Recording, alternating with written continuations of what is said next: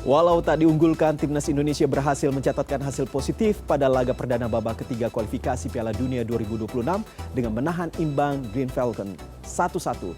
Lalu apa kata pengamat sepak bola soal Indonesia yang dianggap semakin bertaring di kancah internasional? Saya akan berbincang dengan Muhammad Kusnaini. Halo, selamat siang Bungkus, apa kabar? Selamat siang, Iqbal. Alhamdulillah baik.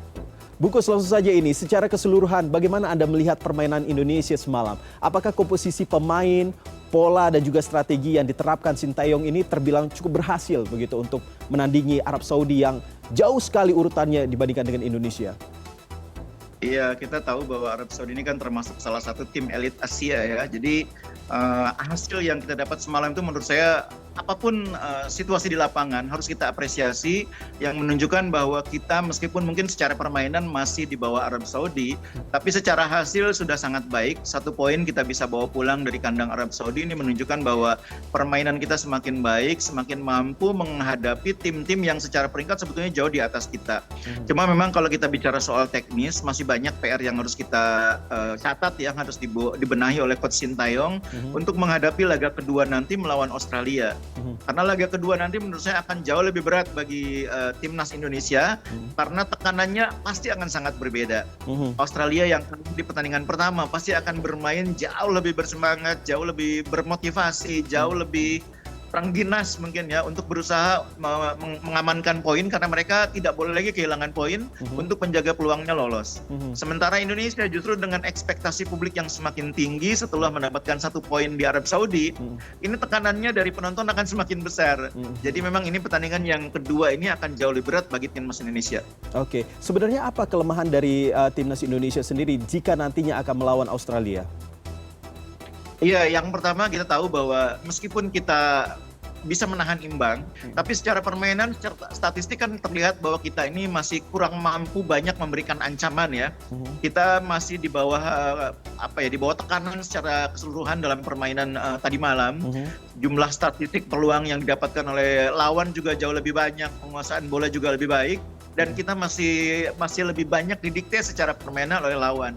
Hanya saja memang motivasi para pemain, fighting spirit mereka luar biasa, sehingga akhirnya dengan berbagai kekurangan dari segi statistik, kita masih bisa mendapatkan 1 poin. Tapi berbicara soal permainan Indonesia sendiri, ini ada terkait dengan polisan pelatih striker baru timnas, Yom Ki-hun, yang mulai terlihat. Ini bagaimana Anda melihatnya? Iya, masih butuh waktu ya. Kalau menurut saya sih, kalau lihat permainan kelihatan bahwa materi dan skenario yang di game plan yang kita mainkan itu kan sebetulnya masih game plan yang sudah kita lihat di pertandingan-pertandingan sebelumnya.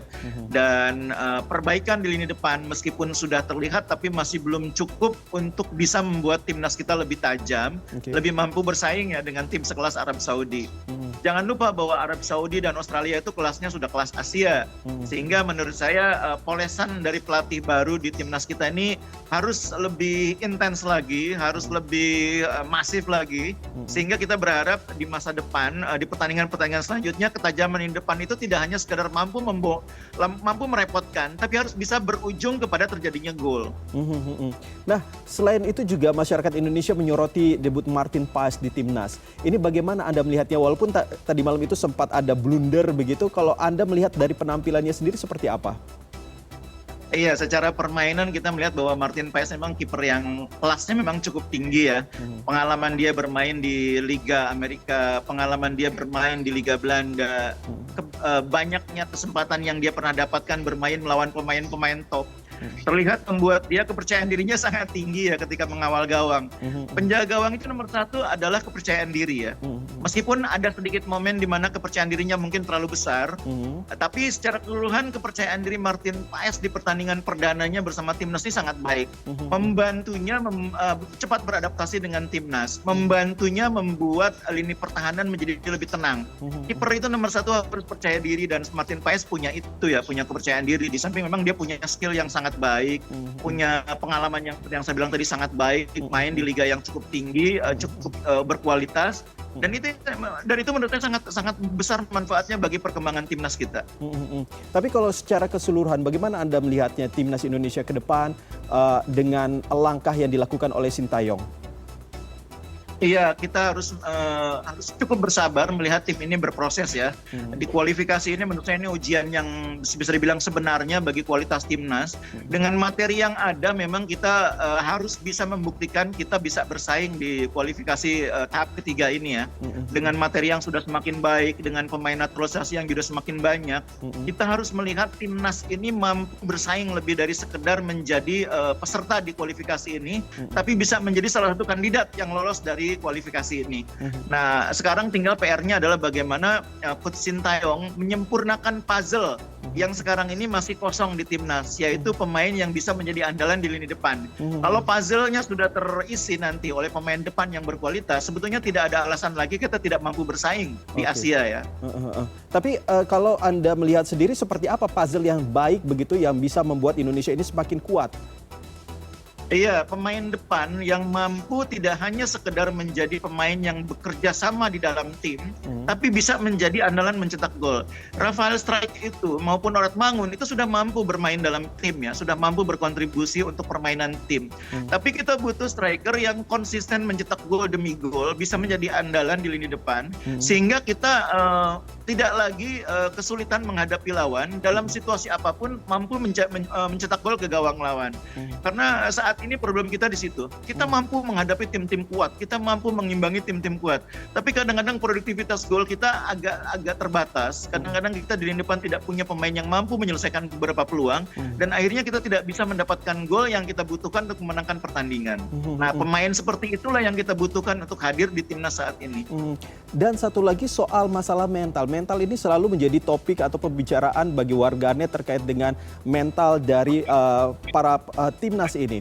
Kalau menurut Anda, apakah dengan melihat pertandingan semalam dengan Arab Saudi, bahwa Indonesia sebenarnya terkait dengan mental ini sudah cukup baik begitu bisa mengatasinya, atau seperti apa?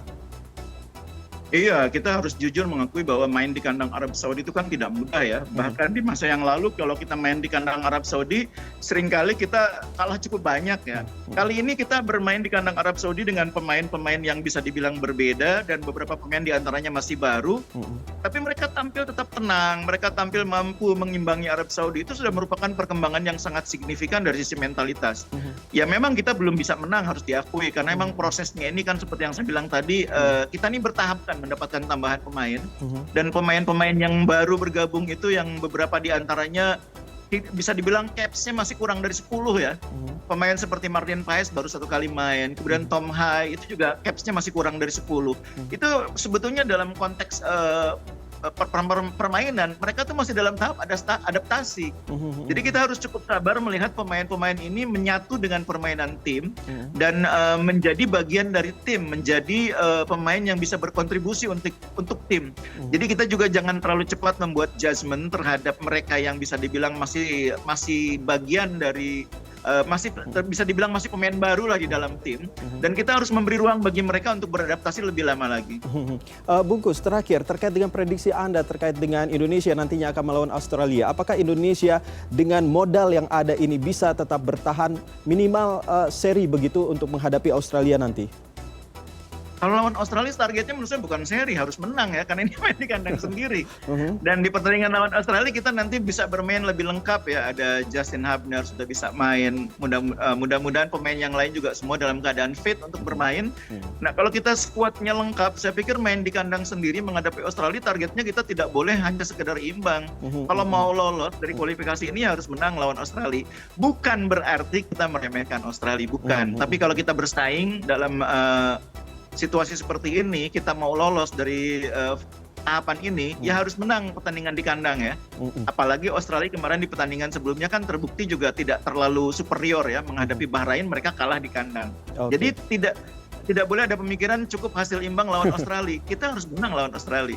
Baik Bungkus, tentunya kita berharap agar Indonesia semakin menunjukkan taringnya dan juga tentunya bisa peringkatnya ini semakin tinggi lagi, karena kalau saya tidak salah ini peringkat Indonesia kembali meningkat ya, jadi 131 ranking FIFA-nya ya. Iya, tapi masih di level 130-an memang, belum terlalu banyak.